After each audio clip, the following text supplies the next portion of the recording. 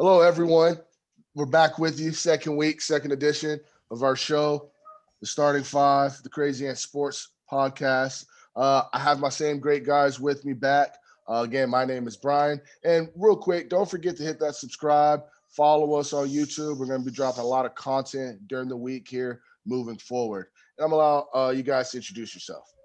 What's going on, guys? I'm Austin. Back here again. Happy to be doing so. Washingtonian here down in the southeast area. So love talking sports and just super excited for what we got going on moving forward and just all the cool stuff you guys can all bring to the table. So yeah, but make sure to hit that subscribe button, hit that little bell too, so you can get notified when we drop that new and great content. There we go. All right, Vladdy. Hey, I'm Vladdy, Washington. Bring my Sonics back, please, at some point. That's what I want. I want the Sonics back. Yeah, man, excited. Another week. NBA Finals underway, so we're going to get to it here soon. All right. Lamar? What's going on? This is Lamar back from week 2. Another Washingtonian. Excited about the NBA Finals, NFL season. College football's back. Track and field's going. It's one of my favorite sports. Yep. We got boxing, MMA, like sports is popping right now. So let's get into it. Let's go. In our first segment of the day, guys, it's probably the hottest thing out right now, the NBA Finals. We just wrapped up game 1. What are your thoughts, your opinions, and where do the Heat go from here? Honestly, I gotta say, they are screwed. They are so absolutely screwed. We'll be lucky to see a gentleman's sweep. You know what I mean? 4-1 win of the series, but not just even when they were at full health. The other night they were so clearly outmatched going into the second half. LeBron was having his way. Passing the rock there it just the entire game. Anthony Davis was going off. They were shooting something. I know at least by halftime they were shooting 65% from 3. This isn't even a 3-point shooting team. That's crazy. I want to say they were the worst in the bubble, or at least down near the bottom in the bubble, like 35% or something like that.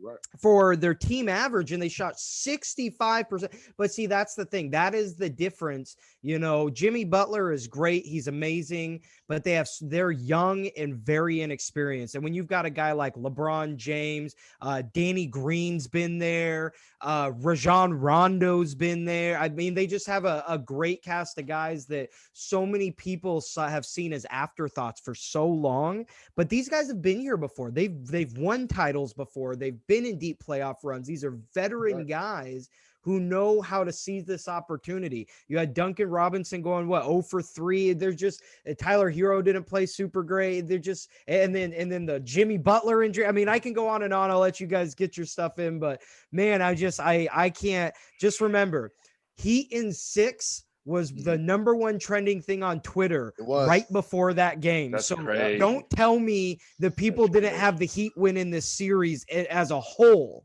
Okay, but anyways, I'll let you guys. Yeah, I mean, if it wasn't for the garbage points at the end, Lakers walk away with by 30 points. I mean, it's just what it is. There's just garbage points at the end. People on the bench, and it's only 18 points. No, that was a 30-point blowout. And if you're gonna have a team like the Lakers outshoot you from the 3-point line, I mean, you have zero chance to win. And with the injuries now, I mean, I said right away, I think the Celtics had the best chance against the Lakers because of their depth and because I believe they have more experience as well on the big stage.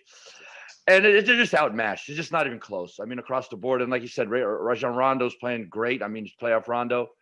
They're just bigger. How amazing has he been in the playoffs, dude? Rajon Rondo. I don't think he's gotten enough chatter. That dude has been insane in the playoffs. Well, that's where it shows, that experience.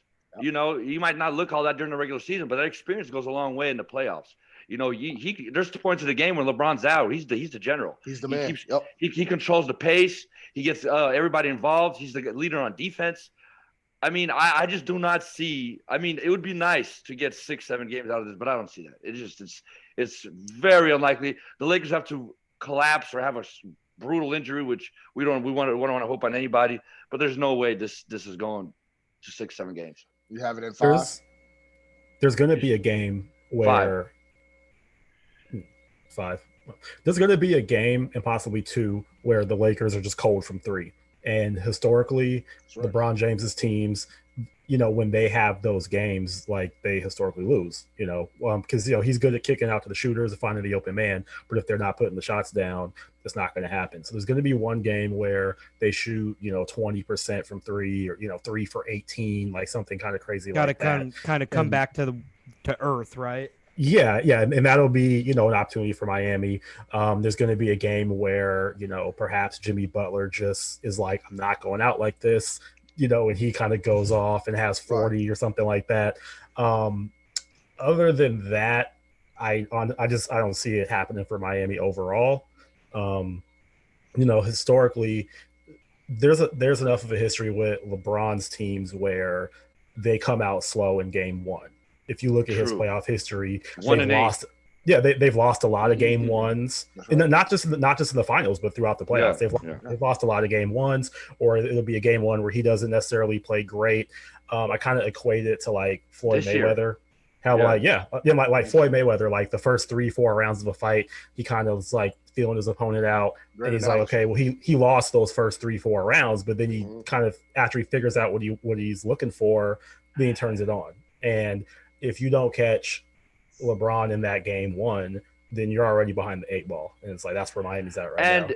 And I want to say also, the little fire that they might have had, I think they just got sucked out yesterday. I mean, not yesterday. Bad, dude. You could feel it. Even through the TV, you could feel just the air in the first quarter out of that room. Yeah, in that first quarter, you saw that little fire. They were going. But once Lakers put it on them, it just got sucked out. I mean, in the post-game press conference, you didn't see no life in them.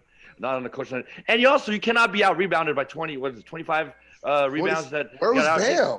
I mean, rebound. I mean, they were out-rebounded on the offensive and defensive side. If you're not going to make your threes and you can't rebound the ball, I mean, and they weren't getting back on defense. I mean, the entire thing, they got exposed in a way. I just think. Oh, they looked so incredibly inexperienced. I mean, it was sad, dude. Honestly, like, I was really excited for this series. The Heat had a ton of heat behind them coming into this thing. They had just played really, really well, and they have just a great storyline and everything about it. You got Andre Iguodala, whose claim to fame has been the fact that he was a Finals MVP specifically because he shut down LeBron James. Absolutely. Which that honestly just speaks to James's greatness, right?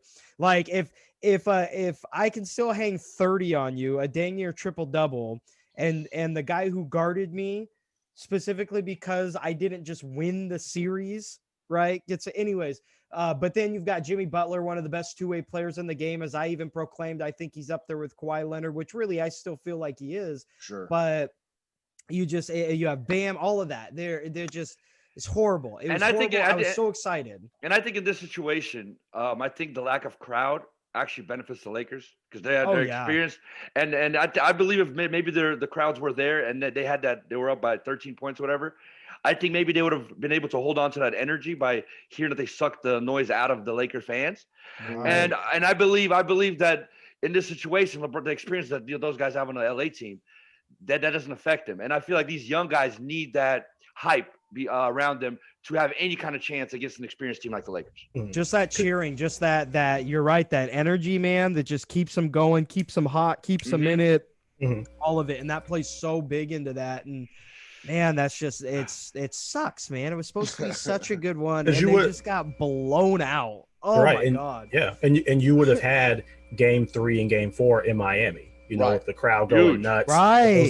Those guys like being in their building, the crowd's going nuts. Like, and now it's just like game 3 and game 4 is just going to be in the same building where they got waxed in game 1. So, it's like no like fresh, no clean slate, no fresh start. It's just like this is the house of horrors that happened in game 1. And I wonder, is this the time where do Andre Iguodala and Udonis Haslem verbally or vocally have to do something like to put a charge in these guys? Oh, like, absolutely. They're the vets. They're the other than them, who do the Heat have that's really that is like a savvy veteran who has like championship experience and playoff? You know what I mean? Like, other than those two guys, who is it? It's kind of rough. Pat Riley. Yeah, it's kind of rough for Haslam. I mean, it's kind of hard to lead off the bench. You know, it's like he's not the guy he wants to. He's not getting the minutes. You know, and Jimmy's the one guy that they have that can be a leader on the court. But you know, they're just not enough firepower, man. It's just across. LeBron and AD are just too great.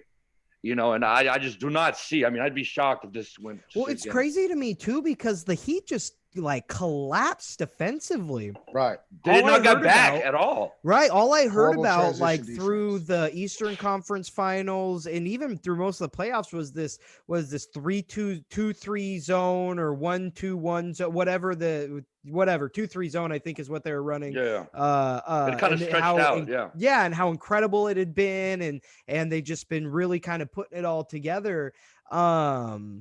But I mean, what, dude? Alex Caruso looked like an all-star against them. You know what I mean? And like, and don't get me wrong, I like Caruso. I mess with Caruso hard. I love that dude, man.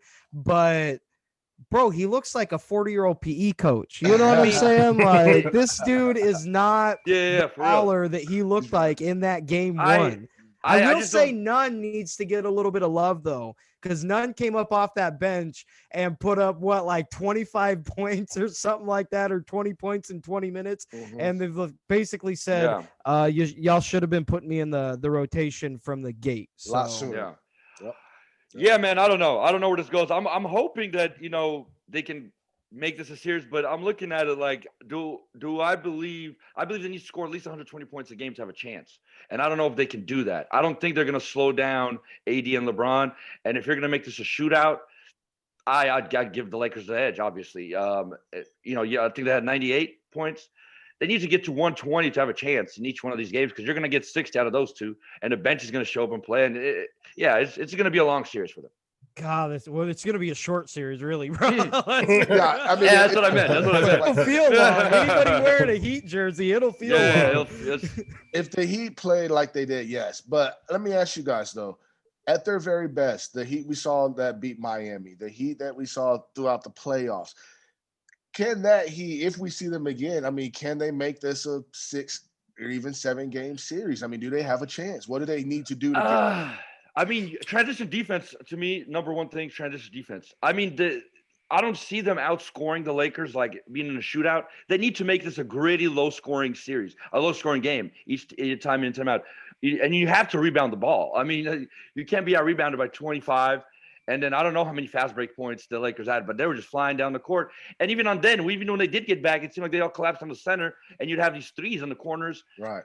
And it was just poor defensively. They need to make this a low scoring series. That's the only chance. If they can keep it on Lakers under 110 each game, they got a chance. But if, you know, I mean, Lakers could have had 140 yesterday. They're just garbage points at the end there. You know, they kind of had the young guys out. But I just don't think that they can even do that, though, man. Yeah. Honestly, You don't think there's a chance, Austin? What's that? You don't think there's a chance, huh? No, not at all. Not at all. Don't get me wrong. I agree with what Amar was saying. Like, they will come back down to earth. Like, we know the Lakers are not a freaking 50, 60 point from the 3-point line that was nuts. team. Right. They're just not, you know, but again, there's so much experience on that bench. This is almost, just because of the situation, this is almost where I might let that word slip out that every single one of you has seen, that I'm sure most of us laugh at, the elite role players, right? Or the superstar role players. Well, shout out to Rana there. But I'm just, I gotta tell you, man, like, Rondo is in his element. You know what? Like, I almost have a funner time watching this Laker team when he's out as the floor general on the court. He doesn't need to score. What I like watching him, he doesn't need to score. He makes right. The guy he's incredible. Yeah, he doesn't need to score. He had less than 10 points, you know, but you could see his impact throughout the whole game. Huge. And on both sides of the court too, he is playing very, very good defense. Just this entire, even against the Nuggets, dude. I mean, he's picking pockets. I mean, he looks like the Boston Celtics championship Rondo. Maybe he's not scoring as much as he did then, but holy cow, dude, that guy deserves all the praise, all of it, because he's that spark plug, man. He gets those guys going, and it's really fun to watch. And one thing to think about too, Kyle Kuzma had 3 points in game one. He made one shot. He's he's supposed to be like their, some might say third best, fourth best player, and he was kind of a non-factor. He did have 8 rebounds, I believe, but he wasn't even a factor scoring. So I almost think he's grown. I'm sorry to cut you off, man. Well, I feel like if he gets it going, that's like even the Lakers are even more dangerous if he because he could score 25 in the game. So yeah. I mean, I'm looking actually. I just opened up this box score. I mean, outside of Caruso, who had 10 points, nobody on Lakers bench was in double figures. So it's not like they went off the bench crazy. They just had that second, third period where they could have missed a 3. I don't know. We'll see. I really do not see them making this a low series, but I think they need to make this a low scoring series to have any chance whatsoever. Oh, you're totally right. And I just think what's going to happen, your AD and LeBron are just too good. And I don't see this going far. Dude, how much better is Anthony Davis with LeBron James? Yeah. I mean, honestly, we've all watched him in New Orleans. You know what I mean? And he was incredible there. But how much more efficient of an elite level scorer and defender is he since he partnered up with? I mean, I think it was a shame that he wasn't in MVP talks. I agree. I think it was a shame. Player of the year. Yep, nobody had him in the top 5. Nobody even talked about him. If you look at his stats, he outperformed LeBron in the majority of the statistical categories. Yeah, has played and is playing at which I mean. You pose the question. And he's added that 3 ball to his game that he might have wasn't as efficient in years past. He's good with it too. And he makes it. And then now it's like, how the hell do you guard him? I mean, it's tough now with that 3 ball. So what does that do for his legacy, though? Amar posed the question earlier on the Facebook group. Say he plays out of his mind all series and wins Finals MVP. I think that, because when I asked that question, I was kind of looking at just in terms of power forwards all time, right? And so you got Tim Duncan, he's the top guy. Right. And then, a notch below him, you got Barkley, Karl Malone, Dirk. KG. KG. Does a championship and finals MVP, second place, some people say should have won defensive player of the year. Does that put Anthony Davis on that level with those guys, or does he still need a few more years? I think he needs a regular season MVP to be with those guys. He need and I think he will get one here if he keeps playing like this. I think this year he should have been second or third in MVP race, but it's hard. It's hard because with his career with the Pelicans, not much was accomplished there. So I think that's going to kind of be weigh him down a little bit. But I mean, a few good runs here with LA, and I think he's going to be top 5 conversation.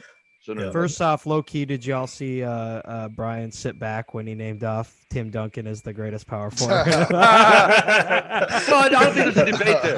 But I totally agree, though. I mean, personally, I wouldn't argue with someone who did put him in that conversation. You know what I mean? I think that there would be a legit, and that's the thing is I think because there wasn't a lot of playoff success in New Orleans that people forget how good Anthony Davis was. I remember there was a point in time, it was his third or fourth season in, where they were comparing him to freaking Wilt Chamberlain because his PER or whatever was like that. It was legendary. He was playing at a historical level that was on par, in terms of efficiency ratings and those kind of things, to Wilt Chamberlain, Kareem Abdul-Jabbar. Yeah, I mean, these guys, you know what I mean? There's just these highly efficient big men.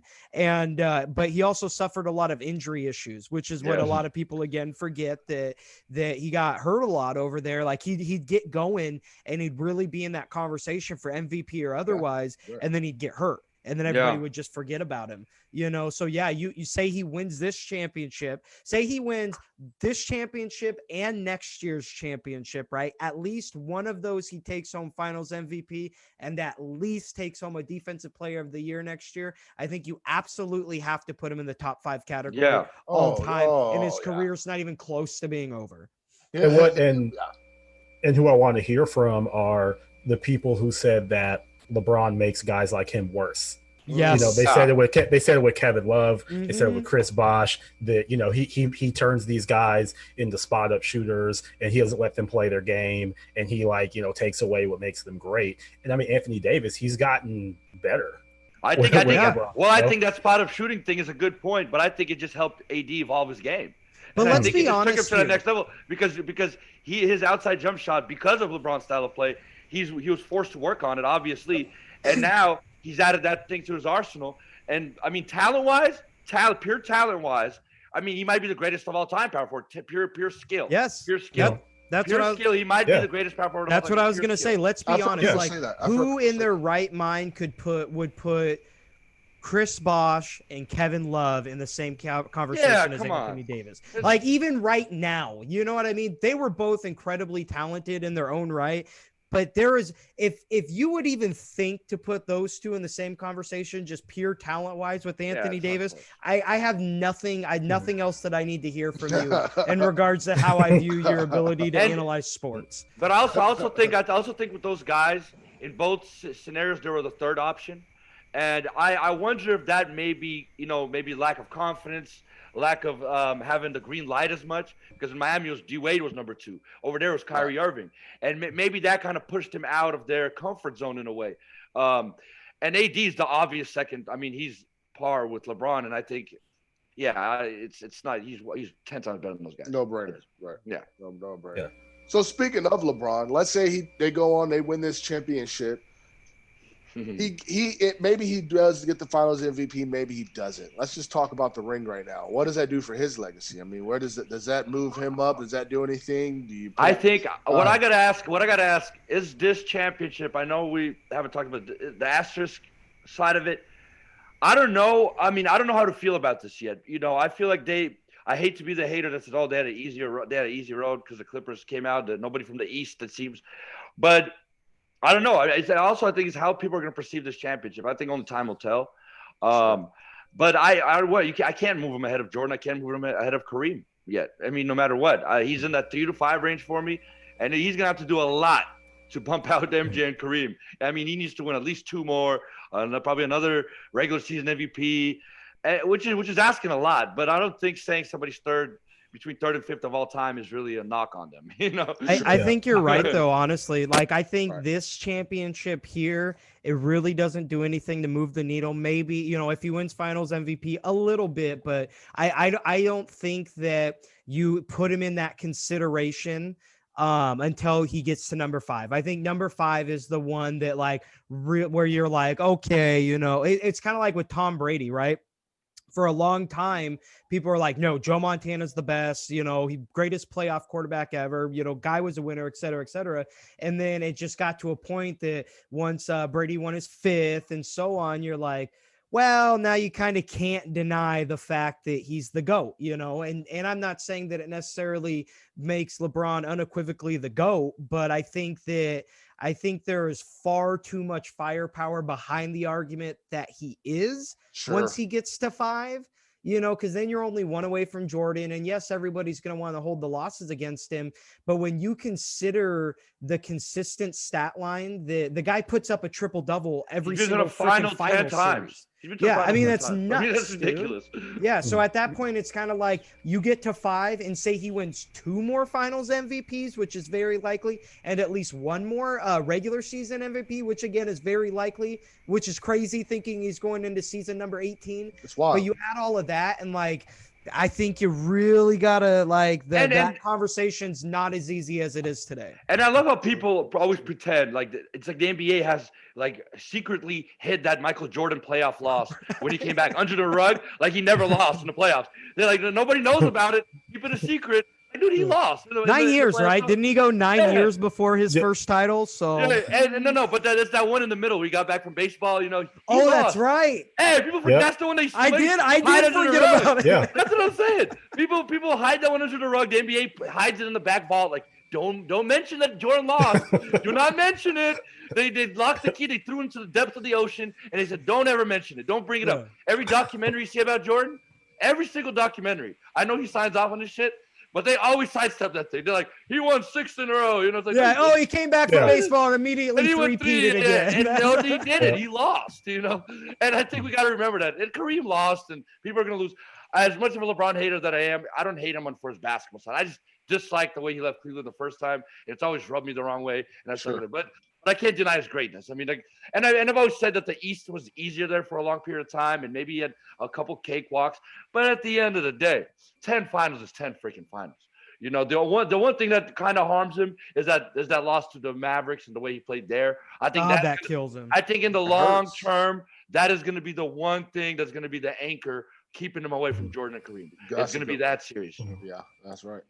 I think that with the 2011 loss, it's like if that had happened earlier in the playoffs, I don't think it would be an issue. You know, every all-time great player has like one series where they played bad or they got swept or they lost in the first round or they lost to an underdog team.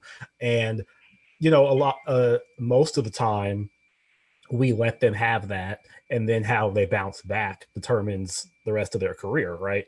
You know, we talked about, a couple weeks ago, we talked about Dirk Nowitzki, how, you know, he had these kind of high profile flops and he bounced back though, and he won that championship. And it was kind of like, that was a lesson for him. And it's like with LeBron, you know, he had 2011, he bounced back and won 3 after that. And it was like, but everyone still talks about 2011 and they don't let it go, as if he didn't progress since then. Now, as far as this fourth, if he wins a fourth championship, I think that the people who want him to be the GOAT, they'll use this to push him to be the GOAT. Oh, they're using this final. Shannon Sharp is already using it. The other thing I want to mention is that loss. It also because that was the first year when they came with Miami, and there was all this hype. And I also think because the way history will look at it, not 5, not 6, you know, he kind of put himself in that position. Also, it will be like Dirk Nowitzki single-handedly pretty much beat a team of 3. That's another thing that's going to bother me. It'd be one thing if you lost to another team with 3 superstars or whatever. But the fact there was only one guy there, Dirk Nowitzki, and he clearly outperformed. I think he averaged 3 times what LeBron averaged. I mean, that's going to be the big thing that's going to hold him down. Because, I mean, that was the biggest stage at that time. I mean, everybody was – people thought that they might sweep him, I remember. There was talks of sweeps by the Miami Heat in that series, you know. And obviously that didn't happen, so.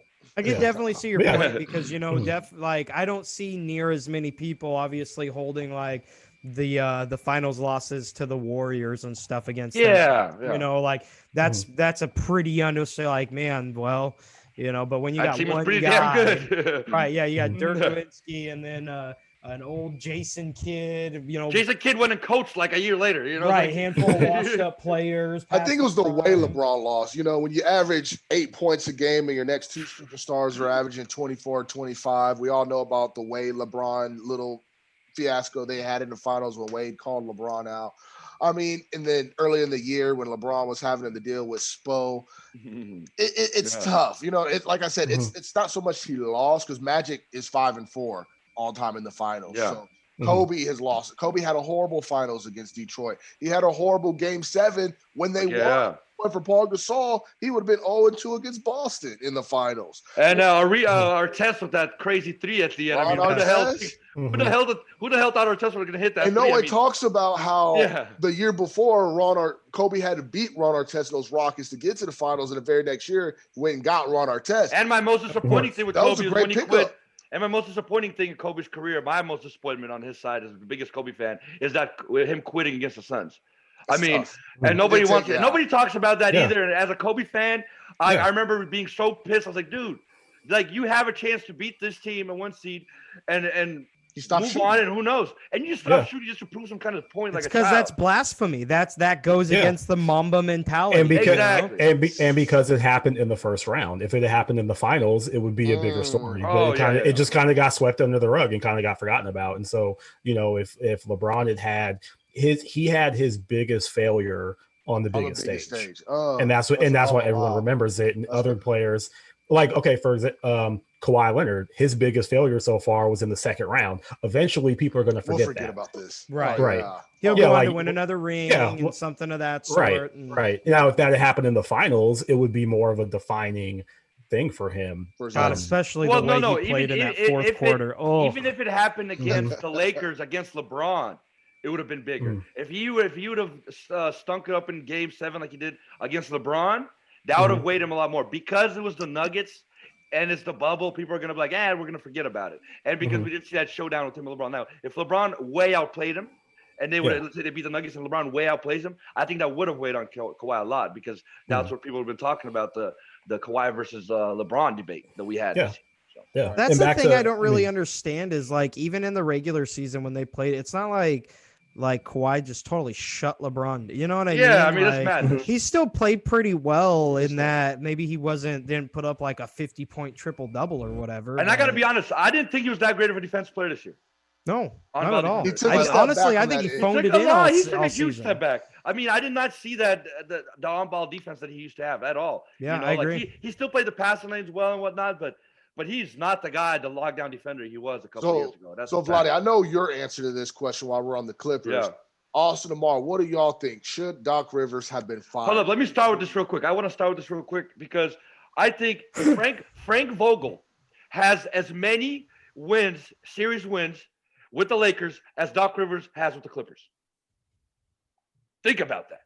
The look on his face, the crazy look on his face. When I saw that today, when I was reading, I was looking through, I was like, holy shit, he's only won 3 series in his 7 years. I mean, Frank Vogel has as many series that he's won in LA in 1 year than this dude has had in 7. And that's all you got to say about that. Speaking of which, I mentioned this. I mentioned this to Amar like yesterday or the day before, but I think we need to be giving Frank Vogel a little bit of love. You know, he gets swept up in the LeBron talk, but check this out. This dude had the same humble beginnings, if not humbler, than Eric Spoelstra himself. You know, Eric Spoelstra's father was a GM or front office, I believe a GM for the Cleveland Cavaliers back in the day. And so Eric Spoelstra, you know, he rubbed a few elbows when he was younger. You know what I'm saying? And like Frank Vogel came in knowing nobody, working in the film room, just also working his way up, and look where he's at now. Like, if anything else, if let's say LeBron is the front office GM, whatever people want to call him, if anything else, the fact that LeBron would want to hire you as the coach, like that speaks volume to his work ethic, his ability, his dedication to the game, and his understanding of how to win a championship. Also, I don't think anybody talks about he made some crazy adjustments when they were struggling there in the bubble, and when you look at from the rotation. I mean, at first you're like, God. He's figured it out. Yeah, because at first in that bubble at the beginning, they looked horrible. I thought they might have got bounced in the first round, but he stuck with it. He kept making adjustments, you know, and at this point now he's figured it out. And this is not the same team that we saw there in the early in the bubble.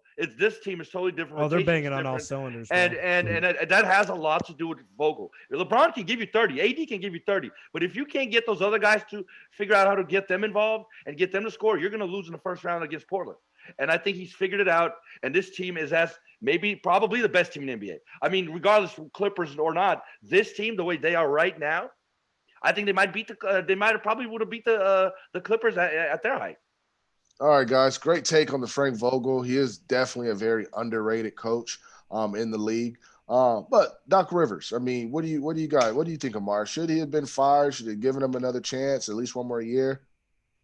I think that he should have got at least one more year. I think that when they put that team together, it was obviously Doc Rivers was a big part of that, and Doc Rivers was a coach that Kawhi wanted to play for, and Paul George wanted to play for, and all those guys who that core of that playoff team they already had that they added Kawhi and Paul George to, those guys had bought in with Doc Rivers, and you know they were cool with him. So I feel like firing him after the Denver series was kind of a hasty decision, kind of like probably an emotional decision. He's and I look at it like, okay, well, who's a better coach that they could bring in?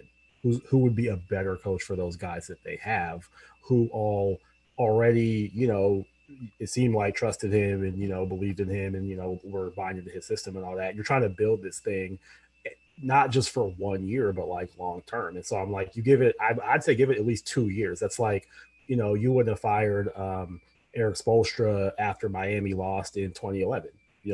They gave it time to develop. So that's why I'd say that they shouldn't have fired Doc. What do you think, Austin? So I agree to a point. And what I mean by that is like, I definitely like the logical part of me like says, yeah, you're right. They should have at least given him one more year. But then like, I don't even know if we call it logical. I can't even explain it. My brain says one thing, my heart says the other. My heart says absolutely they should have fired him. And a lot of it's just because I actually have real similar thoughts on Doc Rivers as Vladi does. I think the guy's one of the most overrated coaches in NBA history. He was kind of gifted a ring.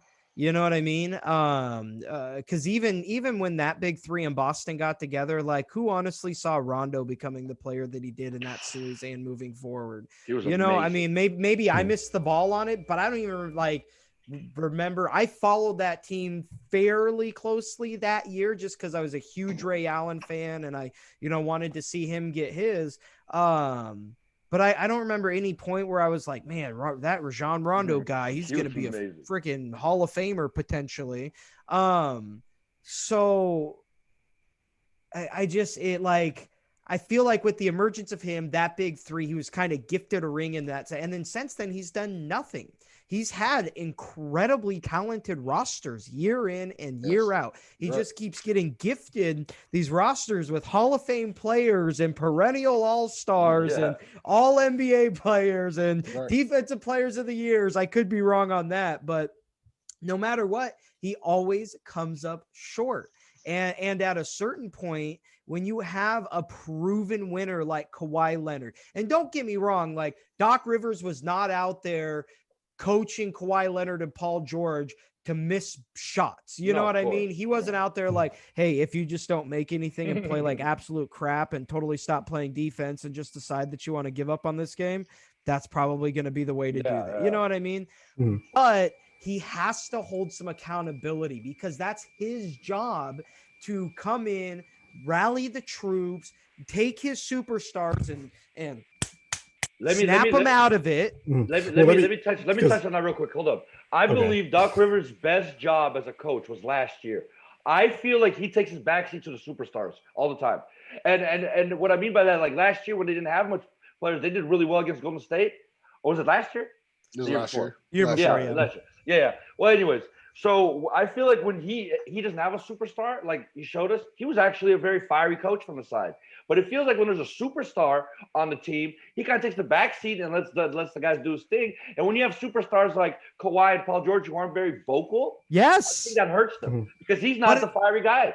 But I almost think that like those would be the ideal superstars for Doc Rivers, though, right? Like they're not a LeBron James and they're not a Chris Paul. They're not They're not a loud vocal leader. So it should allow Doc Rivers to be that singular voice, right? Yes, I agree. But and you're right, for whatever reason, he botched this. And I think just as the Clippers organization, as a fan, as the front office, as the owner, all of it, like at a certain point, you have to remind yourself, how long have we had this guy? And I know that this roster we currently have is brand new, but do I want to fall into the same trap I did with the previous talented roster that we had? Well, as I have two guys that are like, definitely next level, like two MVP caliber guys. So do I just cut my losses now and be done with it? And granted, that may be an emotional decision, but at that point, it's almost like Adam Gase and the Jets. Get rid of Gase and get somebody in there so that they don't screw up Sam Darnold any more than he already has been. You know what I mean? Like, so get somebody in here that can coach to the strengths of this Clippers team that isn't. So then we don't get to a point where we're 2 or 3 years down the line, maybe even not that long, because who's to say that Kawhi's going to stay after next year? I'm pretty sure he has an opt-out, right? I could be wrong. No, they do. Him and PG both. Yeah, so he's gonna opt out, right? So who's to say? So do you maybe want to inject some new, maybe the 3-point fast-paced Mike D'Antoni system could work? You know what I mean? But I think you just got to cut your ties, be done with it, and look to a new future with this new roster that you could hopefully keep together. I think who they should replace him with, because I'm already asked that. I believe the perfect person for this system would be Nate McMillan, in my opinion, with these players. And I think talking about Doc being one of the most overrated, I believe Nate McMillan's one of the most underrated coaches in NBA history. Yeah. I mean, year in, year out, he pushes teams forward. Solid. He gets them deep. I mean, I actually was shocked when they fired him this year. I was like, well, what are you guys doing? Like, well, what did he do wrong? I mean, Oladipo wasn't playing up to his potential, and they still push teams. They played really well in the bubble. So I think that's the guy you replace him with. I think that's the route to go. And I read today that Paul George and Kawhi Leonard were briefed about the situation, and they signed off on firing Doc Rivers. Absolutely. Oh, yeah. I read a report of that. No, yeah. You don't. I mean, you don't make that move without consulting with Kawhi first, and probably Paul George too. So I mean, I know that Kawhi, had to be okay with it, sign off on it, and I understand why they fired him. Why? Why do you think they signed off on it, Omar? What do you think Kawhi and PG's thought process was to fire their coach? Well, I think when you have that big a collapse, it's like somebody's got to, someone has to pay. Somebody's got to go take that role. Somebody's got, they got to take the L on that. And, oftentimes it's the coach, because they're not going to fire Kawhi Leonard. They're not going to trade Paul George, unless he was just absolutely horrible. Maybe which he was, not like the entire series, right. So he's the guy that Kawhi wanted. So I mean, they're not going to trade him. So do they feel Doc was the problem? Does Kawhi? Is this saying? Well, and that's what it's a cop out. It's a cop out on their behalf. I could say that. Yeah, I could see that. You look at that Denver series and kind of what Austin alluded to, like, well, what exactly did Doc Rivers do wrong in that series that cost him the series? He put them in positions. Kawhi, those guys just didn't produce. And I think as far as the vocal leadership, I think that what Doc Rivers tends to do is he empowers his guys to be themselves and be whatever leader they're going to be. When you had Kevin Garnett's a madman. Kevin Garnett, he's going to, how he is. Chris Paul, Chris Paul is like Chris Paul is like a dominant type A alpha male leader, and so if Doc Rivers has Chris Paul, he could sit back and let Chris Paul run the show. Kawhi and Paul George don't seem to be that, and so it was almost like they were kind of left to their own devices, and they didn't bring the fire, and the team paid for it in the end. So if maybe their thought is we need to get in somebody who is more fiery. Okay. Again, I don't know. I as a grown up a Sonics fan, like I love Nate McMillan, and like that'd be awesome to see him get that job. Is he that fiery guy that they want? I don't know. Yeah. But if you look at the options right now, I mean, what are the coaches? I mean, you have Van Gundy, you have Mark Jackson, you have D'Antoni. Do we know Mark Jackson wants to come back and coach? I keep hearing people say his name, but I don't think he does, man. He's making a ton of money from ABC, ESPN. And he's having fun. Here's the thing with Mark Jackson that kills me is like, first off, yes, I think if he wanted to really, truly coach, I think he could land a job, right?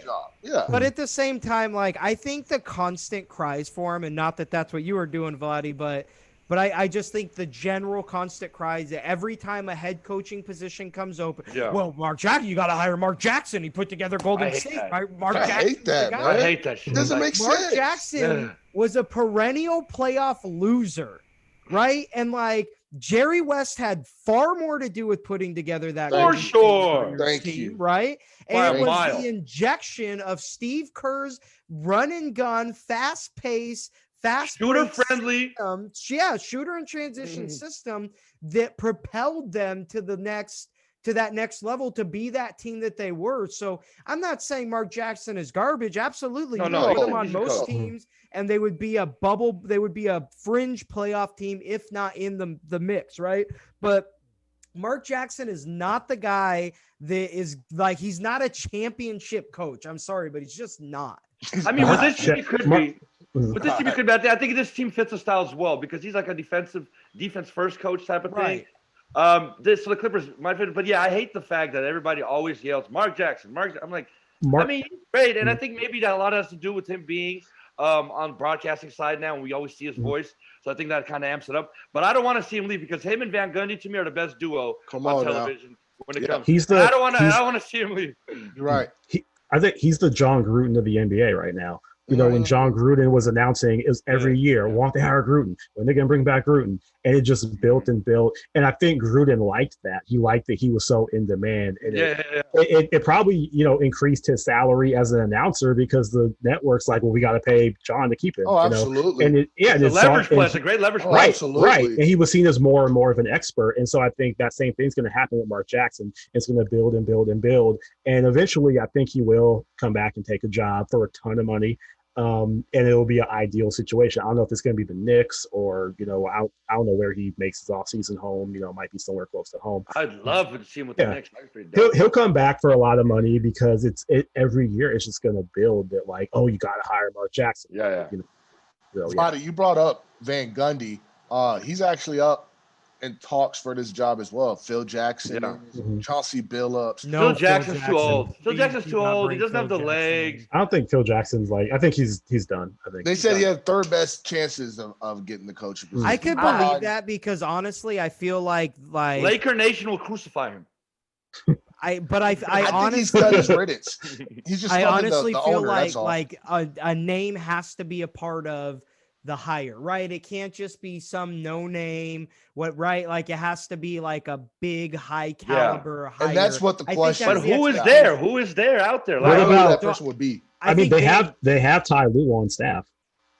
Right. I don't like Ty. I think Ty Lue's overrated. You know? I don't see it either, Vladdy. I think Ty Lue was the product of that man, LeBron James. Yeah, but I think you also run into the issue too, where Ty Lue, like, he's a lot like Doc Rivers. You know what I mean? In the sense that he's not really that vocal stand up. No. You know, I mean, LeBron James was that guy for him as he coached that team. I think Van Gundy's a great pick. That I think that could work really, really well. I think Phil Jackson is a horrible pick after that fiasco that happened in New York. I lost a lot of respect for that guy. Bro. Yeah, he's so stubborn with that triangle. Like it's stubborn. Bad. Yeah, he got annoying at one point. I mean, it was so terrible. And like, I'm serious. Like, I still consider him in that GOAT. But I lost a lot of respect for Phil Jackson. And the way he left too. Poor Derek Fisher. Are you kidding me, bro? Every time Derek Fisher tried to run, every time Derek Fisher tried to run an offense, like just imagine Phil Jackson yelling, triangle from the back. Melo couldn't run the triangle. They said Melo could never adapt to the triangle. No. You should build around Carmelo. So do you think Kawhi Leonard and Paul George could adapt to the triangle? No. I mean, Kawhi could because he has Jordan Flow poetry type to his game. He has a great mid range. He's a great defender. I mean, he decided can Paul George be Scotty? And could Paul George be a poor man Scottie Pippen? Sure. Scotty, he's a pretty good two-way player, man. I think PG that might not be a bad hire now that I think about it. Yeah, that's actually now that he said that, it's kind of interesting. No, I just don't think he has the legs, man. He doesn't. His back. He's old, man. Yeah, his back. If it's not, maybe not Phil, but is there a Phil half the season? You want Phil Jackson being on sitting out half the season with him? I mean, what are they going to open a spot together across the street? Is there like a Phil Jackson disciple out there that we're not thinking of, like some guy who's assistant under Phil that's maybe ready for a head coach? Only Popovich puts out assistant coaches all over the league. Phil Jackson. Wow. Okay. Phil Jackson. Phil Jackson is a rich man's Doc Rivers. He just falls into great situations. Bring in Walton. And he's a great personality manager. No. Last thing on this coaching thing. Amazing. I don't know if everyone saw today what Kyrie Irving said about the coaching situation in Brooklyn. Yeah. Like. I actually missed that. What happened? Bring it up. He said something like Kyrie said he doesn't see it as Steve Nash is like the head coach, that it's a collaborative thing, and on one day, Kyrie can be the head coach or Durant can be the head coach. And so I can't stand Kyrie outside of basketball. Add on to it. I agree. Also, go ahead. Sorry. He's like, even Jack Vaughn can be the coach sometimes. Yeah. So he's like, it doesn't even make sense. So he said it's going to be this collaborative thing where like, Yeah, so he said it's gonna be this collaborative thing where, like, like we're all the coach, and so I'm like, all right, is Kawhi gonna want to do? Is Kawhi gonna do that? Like, okay, let's bring in like a coach, and but like we're all the coach, like yeah. I agree though, buddy. Like his comments don't make sense. I can't stand when Kyrie Kyrie opens his mouth. Like he's such a baby. It just seems like for some reason he was such a great teammate with LeBron. I remember that year. And I don't know what happened, whether his ego got hurt. I don't know what happened. I think he got a complex, bro. He got jealous of LeBron. Yeah, I think he got a complex. After that, it just seemed like he just went into this mental, he's just a train wreck. And I don't agree with that comment. But I want to touch back for a second on, I'm looking right now, I just opened up the odds for the Clippers coach. And Chauncey Billups is surprising third. Yeah, him and Phil are tied for third. Yep. I wouldn't mind seeing Chauncey take over. Neither would I. That's the job. That's the guy I like on this list. I mean, that's an interesting guy. And what's his style? What's his? It'd be his first gig. We really are. That's what I'm saying. Yeah. What would his mentality? But he was a really good leader on the court when he played. Incredible leader, man. Yeah.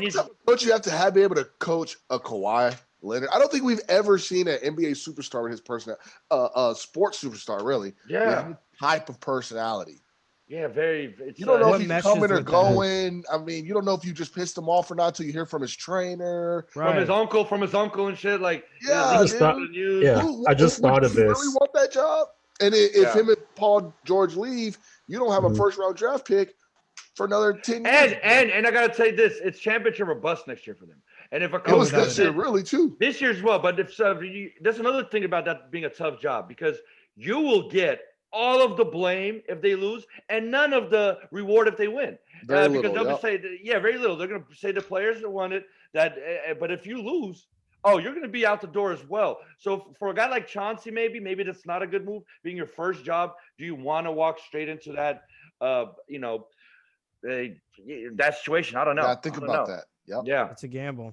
I'm trying to imagine Kawhi and Kyrie on the same team. Speaking of that, Amar, did you hear what Kyrie said about KD being the best shooter, the best shooter he's ever played with? He hit KD hit shots that I've never had a teammate that could hit. Do you think those were shots fired at LeBron? I think so, because Kyrie hasn't really taken shots at LeBron like that. I mean, other than when he asked for the trade and when he left Cleveland, everyone saw that as a shot at LeBron. He doesn't want to play with LeBron anymore. He's tired of LeBron's BS or whatever. I think Kyrie just wanted his own team. And he wanted to prove that he can be the number one guy. But when he does interviews and stuff, he doesn't take shots at LeBron. In fact, I remember he said, I think it was last year, that he was LeBron could be MVP of the league every year.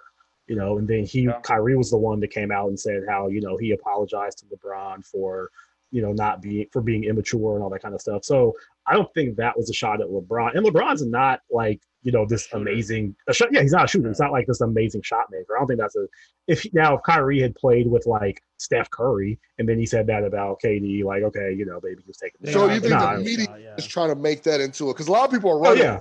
Kyrie's.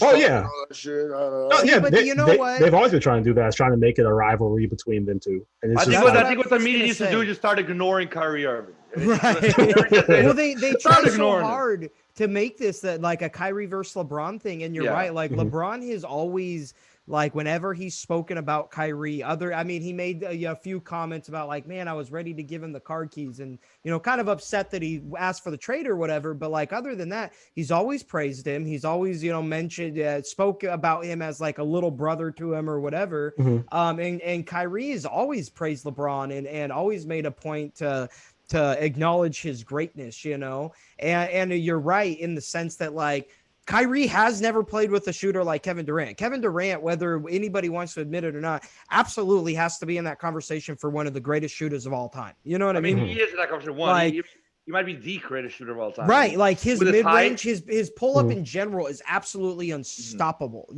It's got to be one of the most unblockable shots ever, right? And so it was the same thing when Golden Tate left the Seattle Seahawks and went to the Lions, right? He similar comment.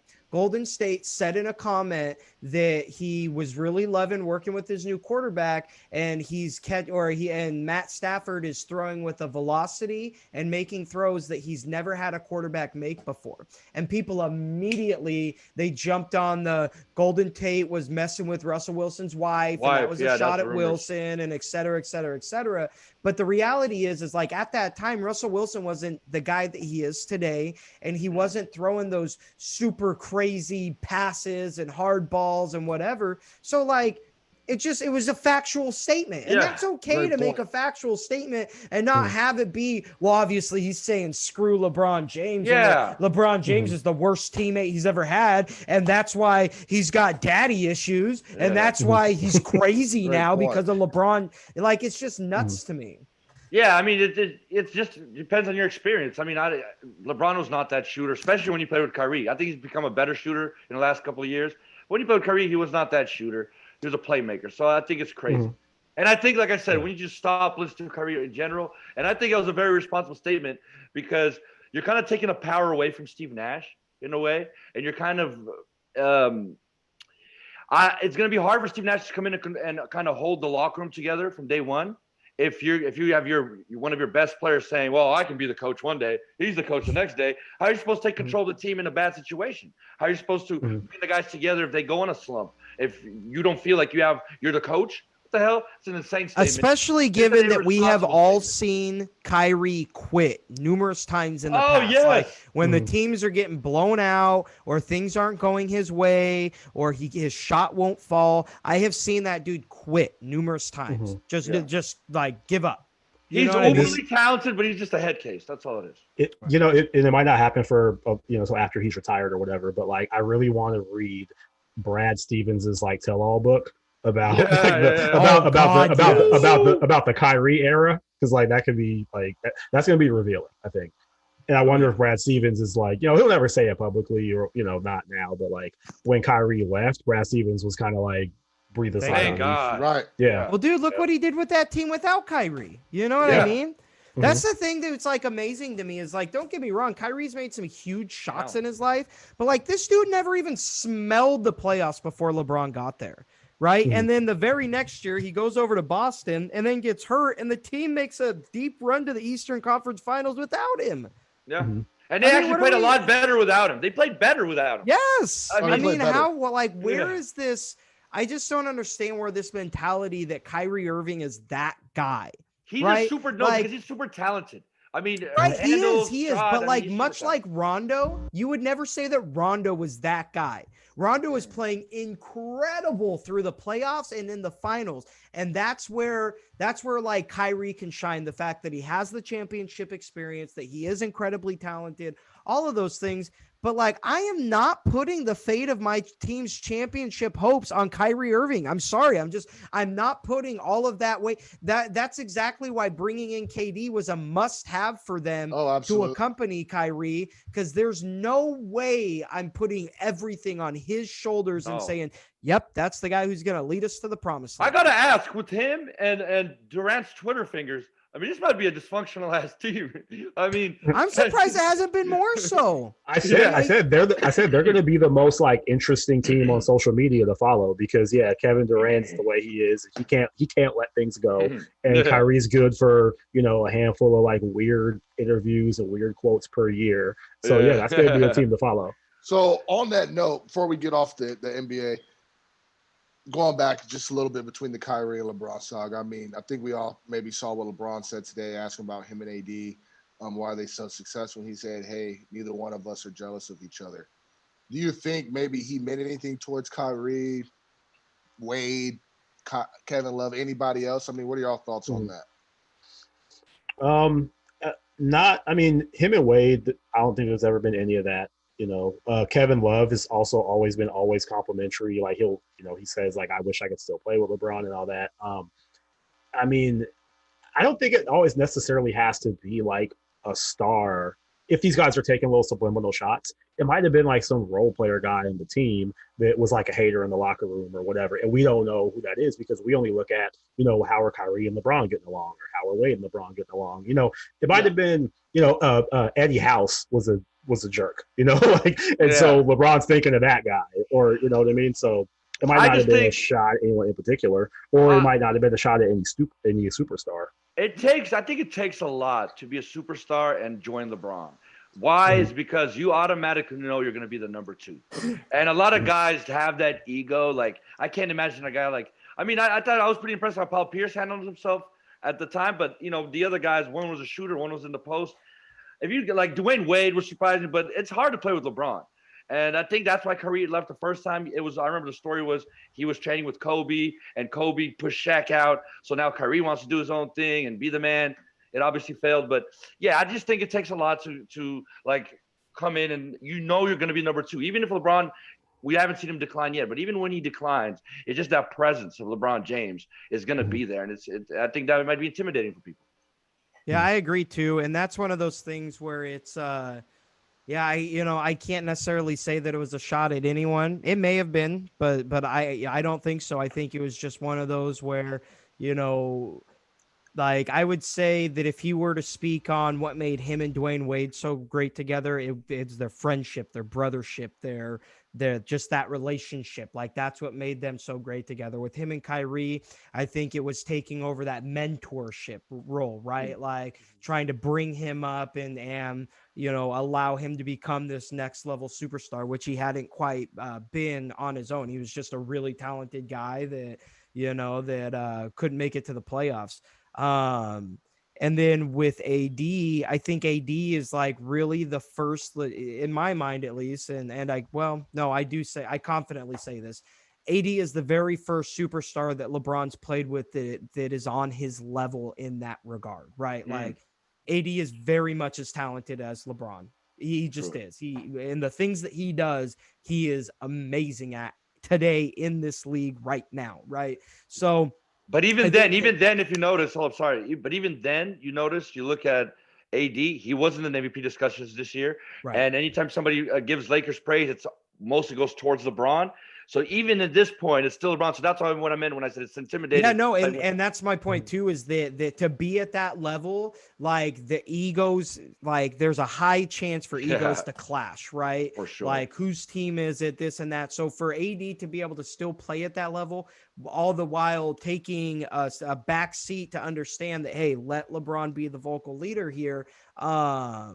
I think that's huge. And I think that's a lot more of what he meant where, hey, there really is that huge risk of something like that, like causing problems. But hey, we both have the same common goal. We're not jealous of each other. We're not fighting over whose team it is or whatever. We just go out there to win basketball games and win a championship.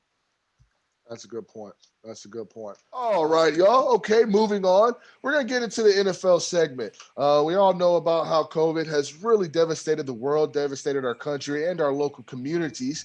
With the NFL season still going in progress, obviously less fans in the stands. How do you guys think this is affecting the teams? Negatively, positively? In what ways do you think it is? Amar, we'll start with you, brother. I think it's a negative impact just in the sense that it's like one more thing to deal with. And it's a risk factor that, we just saw with, the Tennessee Titans and the Pittsburgh Steelers had to postpone the game. Like, you're always worried about, is someone going to get sick? Right. So negative in that sense, but as far as like, just as a sports fan watching games on TV, I don't know, and I don't have any numbers to back this up or whatever, but it just seems to me like I've seen more like parity and I've seen more comebacks. I've seen more competitive games and competitive playoff series if we're looking at the NBA during this kind of no fans COVID era. True. And, and what I was wondering is like, is the fact that there's no fans in the building or no fans in the stands making it more of an even playing field? The home team doesn't necessarily have this like home field advantage, as far as the crowd getting them hyped up and emotional and whatnot. The road team doesn't have, people yelling and cussing at them and, the crowd against them. And so it's kind of like, okay, we're all just pros playing in an empty gym or playing on an empty in an empty football stadium. And is that making it more even, and that's why we're seeing, the Cowboys come back against the Falcons a couple weeks ago, and the Bears came back against the Falcons, and that might just be the Falcons because that's what they do. But we've seen how many in the NBA, how many 3-1 comebacks have we seen this postseason? How many upsets have we seen? If this was a regular playoff, the Clippers might have won their series and Milwaukee might have won their series, but it's like. And Miami would have been a bigger story. And Miami would have been a bigger story. Right. Honestly, where I think the biggest switch is, and where a lot of these comebacks come from, and what have you, is the fact that the offense is now more focused than ever because they have no crowd noise, right? Especially when you're the home team or whatever, at least for the very minimal to no crowd noise. Some of them still have, I think Jerry Jones stuffed 21,000 people into their arena or whatever. But yeah, very minimal crowd noise compared to what they're used to, right? And then so they're very focused. I mentioned it last week. Russell Wilson, G. Scott has said that Russell Wilson, he's never seen him more just laser focused. Oh, absolutely. Because it's just complete silence in that stadium because they chose not to have fans for the first 3 games. But on the flip side of that coin, the defense, they have to self-motivate. You know what I mean? You don't have the roar of 60, 70,000 fans to fire you up and pump you up and just and give you that passion and that just all of that aggression to play at a high elite level. I mentioned this on Better Bring Your A Game, mine and Amar's show. But man, I totally forgot where I was going. Anyways, promoting. Oh, the NFL defense as a whole. The NFL defense as a whole, all defensive, it's bad. It's historically bad. It's not just one or two teams. Bet the overs. Yeah, it's not just one or two. Yeah, definitely bet the overs. Yeah. It's not just one or two teams that are, suffering from just poor I mean, the league as a whole is it's the highest scoring through 3 weeks. This is the first time in NFL history that 2 teams are averaging 35 points or more. That'd be the Green Bay Packers at 40.6 and the Seahawks, I believe, just over 35. That's crazy. So, I mean, it's nuts. A lot of it's just offenses are focused and defenses, they just don't have that fire, that energy, that those 60 to 100,000 fans roaring to just get them pumped up to go. And so it's going to take a few weeks. That's why I've always maintained that the Super Bowl winner of this season will be a team like the Seahawks, the Chiefs, the Ravens, the 49ers team, I kind of mentioned maybe the Cowboys a little bit, but the teams with continuity is going to be huge. No preseason, no training camp, none of that stuff. These teams that aren't trying to get to know each other. That's why I think it's crazy to put the Tampa Bay Bucks in the Super Bowl. Yeah, that's crazy. But that's going to be the team that ends up winning it, is a team like that they've been together for the last 2-3 years plus. Also, another thing I'm looking at it. Another thing that I'm looking at with COVID, what's happened. I mean, I know the injuries have been crazy. That's one thing. But as far as the offense, it does seem like the defense is because I believe in football that the crowd kind of helps the defense a lot more than helps the offense in a way, Absolutely. Yeah. So in this sense, you see. I mean, maybe some of these guys don't have that extra urge to, the pass rushers and the guys on the line. They don't have that little motivational thing behind them on the defensive side. Bro, how hyped do they get when you just smash someone, a quarterback, and then you hear that entire crowd just go dead silent and then just burst out roaring bro, that's got to make you feel at least 3 inches longer. You know what I'm saying? and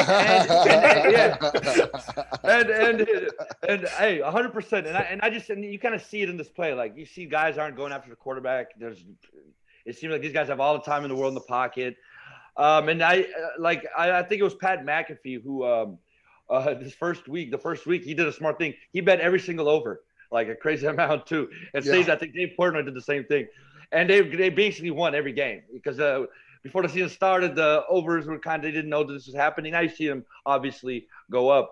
So I think we're going to see just a lot of high-scoring football. That's what we're going to see, and it's going to hurt these teams like the Steelers. I think they're going to be end up hurt by towards the end, and teams that are more relying on their defense.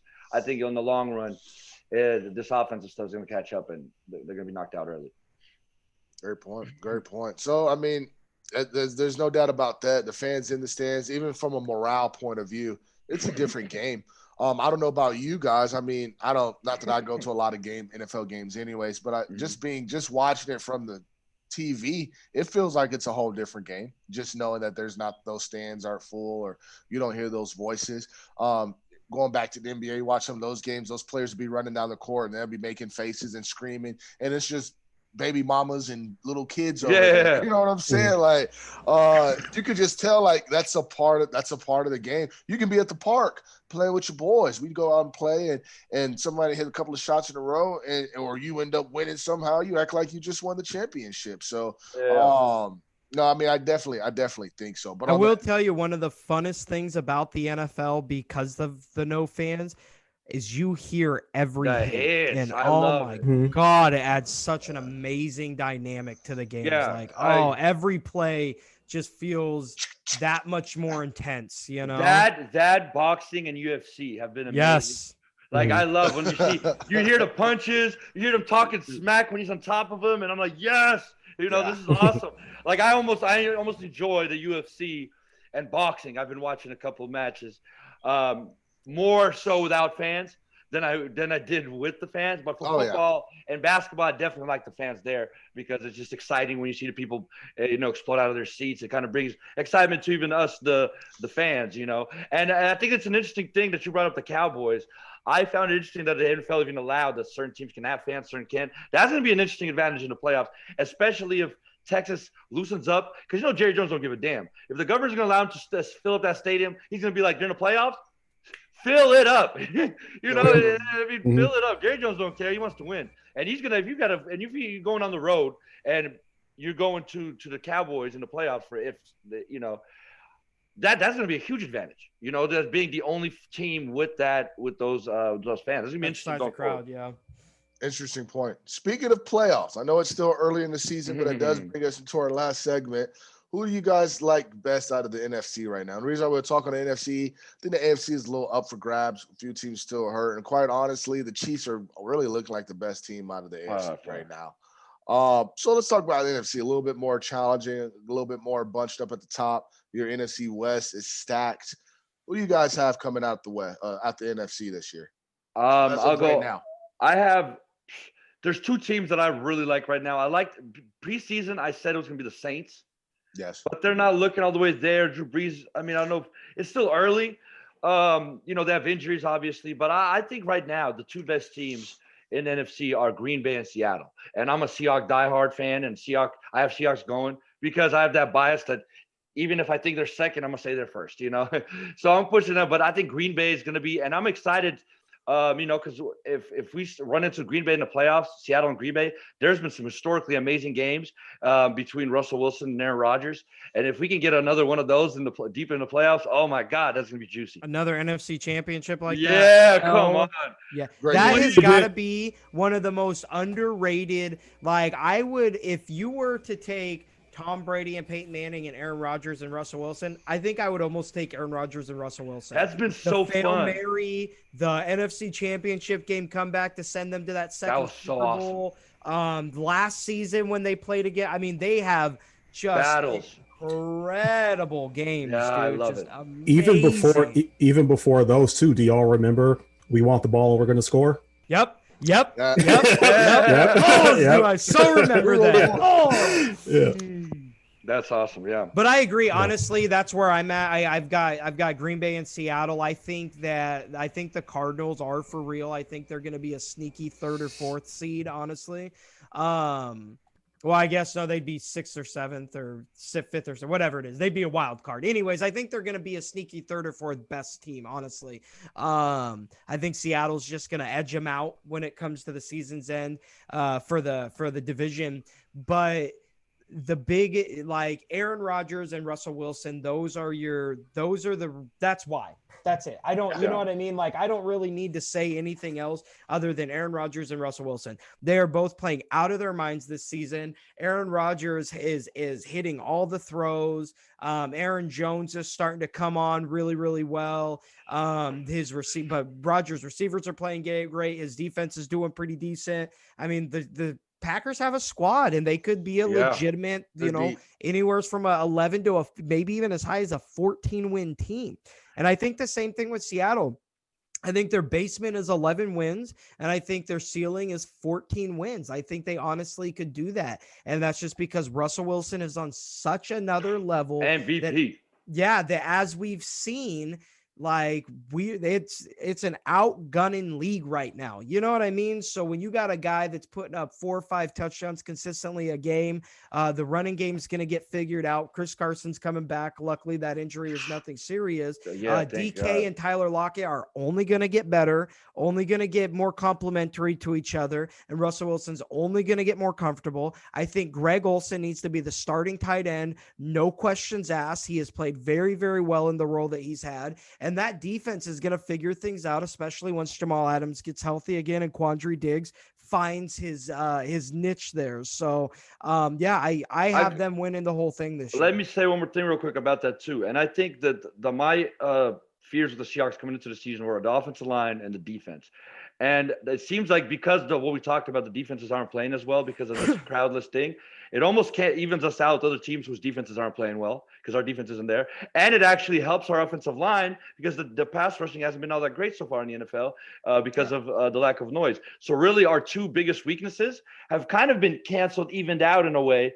And we're letting, and then on the offense side, I mean, we're looking amazing. So I think they make a trade too before the trade deadline to pick up some kind of pass rush help. Honestly, I think they make some kind of trade to pick up some pass rush help because they need it so incredible. Why did you guys let Jadeveon Clowney go? We offered him $15 million. So he didn't want to take the money. I mean, $15 million. I think Clowney is a very he wants more than he's earned. I mean, I think the talent is there, but he hasn't produced. I mean, I don't think he has a sack so far or a hit on a quarterback with the Titans yet so far. He hasn't had one. And with us, I think last year, what was he at? 7 sacks total or whatever. 3 sacks. 3 sacks. Yeah, not 7. Yeah, 3. He had 3 sacks. He had 8 quarterback hurries. But I gotta tell you this. I think he is a player though. That he doesn't show up on a stat sheet as much, but you always notice him. Whenever I watch games, the eye test, it's like you see that he's a problem, but for some reason you just can't finish it. But he's always a problem. The eye test is there, and if you watch it, you're like, "Holy shit, he's causing!" And then you look at the stats, you're like, "Oh, you only hit the quarterback once." It seems. But see, that's what kills me is because if you look at this Seattle defensive line, they're literally a Jadeveon Clowney away. You know what I mean? They're literally just that one like star pass rusher who can pick, who's getting double teamed and that kind of stuff that would allow a guy like Jaron Reed, that would allow Ford. Isn't that his name? Poku Ford or whatever. Yeah. What's his name? Damn it, it's spacing me. I'm not sure. Anyways, but yeah, it would allow those guys, Bruce Irvin, all those guys to be freed up to rush the pass rush, because the only pass rush we have right now is from Jamal Adams. Yeah, when our Jamal Adams, safety, who is also arguably our best cover safety as well. Yeah. He's all over the field. He's been amazing. He's not even like a super elite coverage guy, but like he's our just best overall defensive back. So when he's having to blitz the passer that much just to create some form of pass rush, that tells me that we were a Jadeveon Clowney away. And I think the problem we airballed that is that he didn't sign with the Seahawks out of principle, right? Yeah. And I think that. And I also think that the team that he's on now, they're not a Jadeveon Clowney away. That's why you don't see his impact or hear about his impact as much. Granted, they're playing well right now, but I think that marriage would have been far more perfect in Seattle than where he's at right now. Yeah. I just don't, and the market right now for pass rushers is so high that I don't know if we can pick another guy up. I mean, at that point, I remember he wanted $20 million. I mean, was he worth the $20 million? No. Looking at it in hindsight, maybe. But at the time, there's definitely wasn't worth it. It just kind of sucks that we gave up a first-round pick for him. bring him in for a year and then let him go. tough. So I wish that we would have figured out a way. I don't know what was going on because we offered him as much money, if not more, than what the Titans are paying him. So it was an interesting thing. I just think he went there to gamble himself because I think under the coach, his best year in Houston was under the same coach, I believe. Vrabel? Is that Vrabel? Yeah. Yeah. And I believe that he went there on a 1 year thinking that he was going to come in and get 10, 15 sacks or something, and he's going to go and get a big contract, $20 million. I don't know that he planned on getting that many sacks. So I think Jadeveon Clowney knows who he is, and he's a run-stuffing defensive end who can create some havoc. But yeah, he's never going to be that 15-plus sack guy. He may hit double digits once or twice more in his career. I think he's already hit double digits once. But yeah, he may do it a handful of times more in his career, but he elevates the rest of the defense.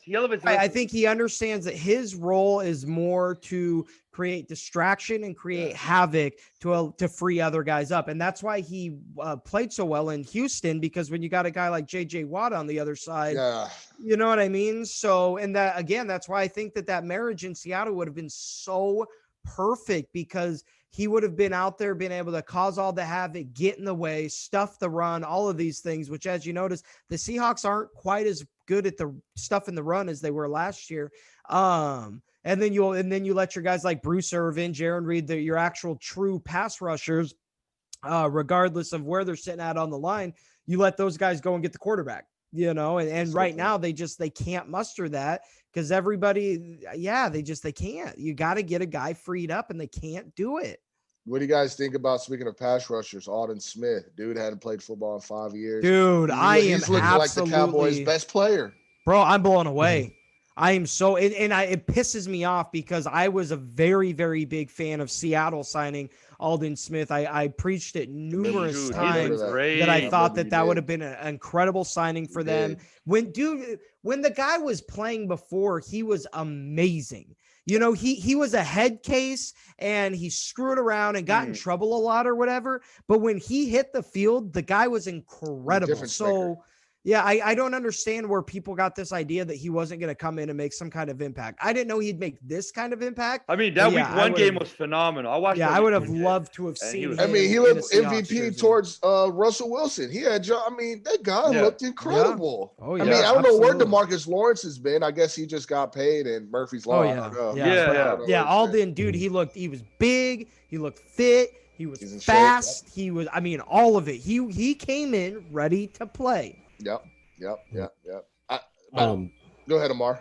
I was gonna say, so back on the, who's the team to beat in the NFC.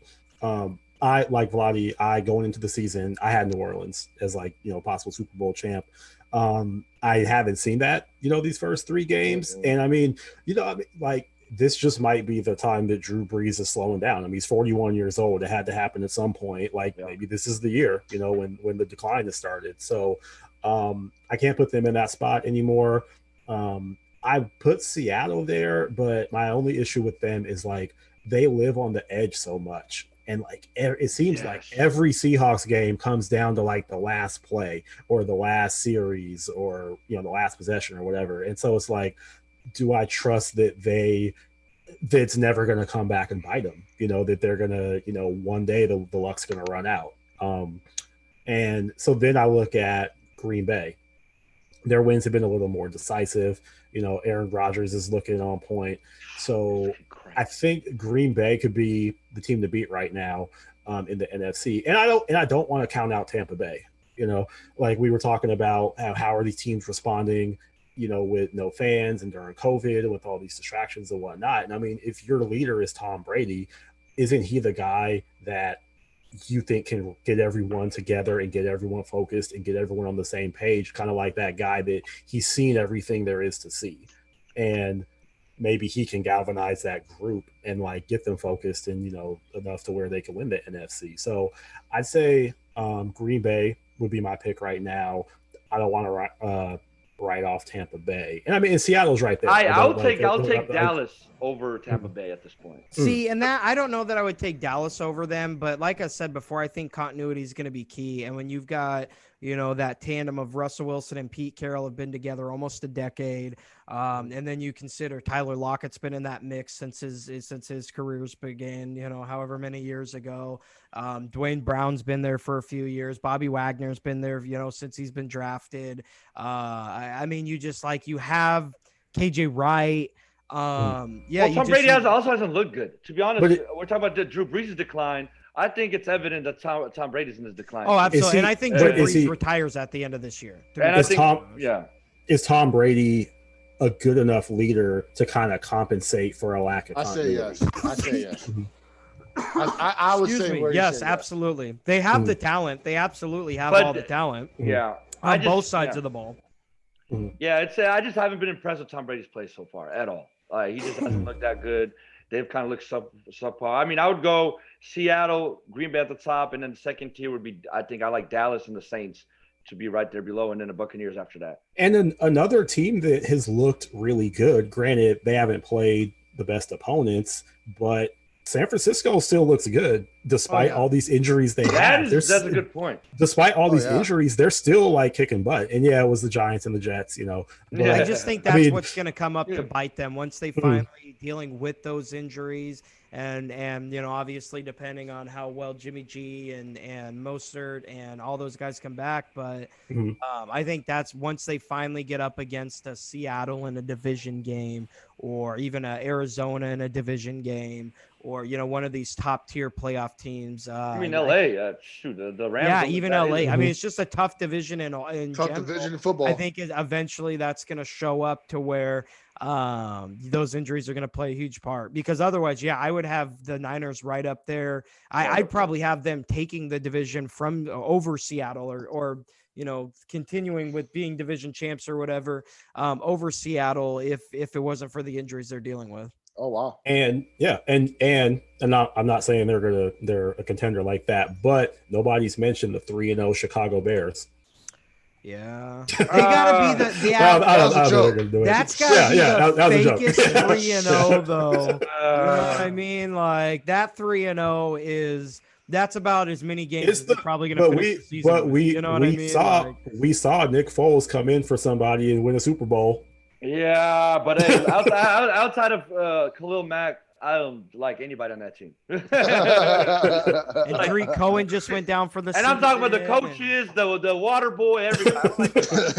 You got Khalil Mack. I love Khalil Mack. He's a dog, but that's the only guy that really got this. But we see this every year. We see one of these teams that they go 3-0, 4-0, 5-0, whatever, and then we just we're like, okay, when's that other boot gonna drop? And then lo and behold, here it goes. Yeah, they end up 9-7, or they go 8-8. Speaking of the Bears, where do they go for it with a quarterback now? I mean, the Trubinsky experiment seems to be officially done. Man, it seems like it's officially over. I think they try to go for a trade to get a high draft pick, or they try to chase free agency. Who's going to be a free agent this season? And I firmly it's a deep believe draft though. I mean, I thought it was a deep quarterback. But I also believe it. I don't like that they benched him now. I believe, especially in this kind of season, just play it out. Let him play. And let him play. You're not going to win. That's been the argument for the last 2 years. Though, I know, but you're not going to win this anything special this year, anyways. So and Nick Foles isn't the long-term solution. I mean, he's basically like clean-shaven Ryan Fitzpatrick.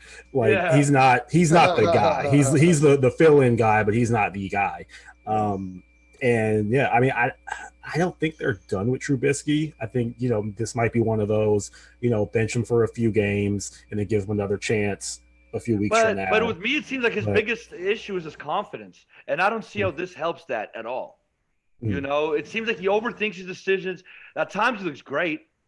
You see the athleticism and whatnot, but then it just seems like he overthinks things. And benching somebody at that age has obviously has issues with it, and I don't know. I just think this could hurt him. And maybe he's a full-time backup for them. I don't know. But, and I remember they were one of those teams that people were saying should have signed Cam Newton. 100% they should have. Yeah. Shit. No, there's a lot of teams. There's a lot of teams that are saying we should have signed Cam Newton right now. Sure. Right about now. That's I have him up there with my comeback player of the year, Cam Newton. He's right up there. Oh yeah, him and your boy Alden over there. Yeah, Alden Smith. Alden if he keeps it up, I think Alden Smith might come away with that, and maybe some defensive player of the year. I think but I think the only reason why, or not one reason why Aldon Smith might not win it is the reason why he went away. Like if you went away because you were getting in trouble and you were kind of, creating bad press, they don't necessarily want to reward you for when you come back. That was the reason why the NBA dropped their comeback player of the year and changed it to most improved. It was because there was a stretch where everyone that won comeback player of the year did so because they came back from like crack. So, it was kind of like, I'm good. You got arrested for punching a prostitute in the face and then came back and put up 30 a night. So good. Well, it's gonna be hard. It's gonna be hard if he makes the all defensive team. Let's say he gets to the Pro Bowl and Cam Newton doesn't. Right? It's gonna be hard not to give it to him at that point. Or if he's an all defensive team, Mm-hmm. But hey, either one they're playing both ways. Yeah. That's a good point. But all right, y'all. There you have it. We're gonna end it on that note. Once again, this is your starting five with the Crazy Ants podcast. Don't forget to like us, follow us on Facebook. Please subscribe. Hit the little bell so you can know when we're going on ahead. Also, to Marv Vladi, do y'all have any final statements? I just gotta say, Lakers are taking this championship. That's an obvious. Seahawks are gonna win a Super Bowl. And yeah, make sure you drop a comment, join the discussion. We will comment back. We'd love to chat with you. And I want to say too, I have already preemptively called that Julio Jones will not be a Falcon either by the trade deadline or the end of the season ever again. So you'll see that in mine and Amar's Bring Your A Game. So make sure you check that episode out too. There we go. All right. Yeah, man. I'm just this Vlad, and I'm hoping that hopefully I really want to see Miami make this a series. I doubt it's going to be that. That's why I was really hoping for the Celtics in the stretch. I just think they're better equipped for playing this Lakers team. But yeah, other than that, man, I got the Seahawks going all the way, and I'm gonna see y'all next week. Let's do it. All right, Amar. The WNBA Finals is underway. Game 1 is Friday, so I'm not sure when this is going up. We're recording this Thursday night, so watch that. If you're a fan, watch it. If you're not, just give it a chance. Give it a chance. You might like what you see. I love that. I'll go out on that though. All right. Well, until next time, y'all, stay blessed. It's been us, and I hope you have a good night. Y'all take care. All right.